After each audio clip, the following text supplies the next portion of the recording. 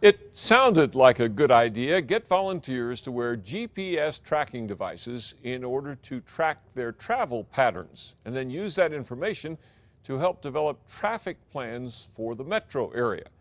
But News 13's Tina Jensen has discovered that good idea has run into a bad problem. This is critical to the transportation planning for the region as we go forward, to really see and get that accurate picture of how people are traveling now to be able to plan for tomorrow. The concept was simple if unusual. The Mid-Region Council of Governments recruited volunteers to wear GPS devices for 3 days, tracking the way they walked, drove, rode, and otherwise got around. Mail them back, postage prepaid, and the volunteers would get $20 and Mr. Cog would get crucial data about people's travel habits. That was back in October.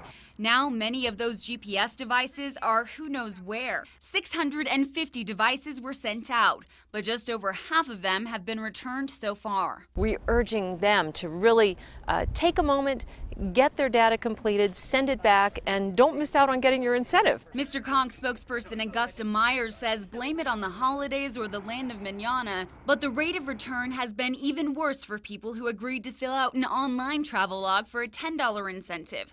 Of the 3,700 pledged to participate, less than a third have completed it so far. Mr. Cog recently mailed out another wave of invitations this month, but the clock is ticking for people to send them back. If they don't, they don't. We will just use what we get. That's Tina Jensen reporting. The last study of how people get around the metro area was a landline telephone survey 2 decades ago.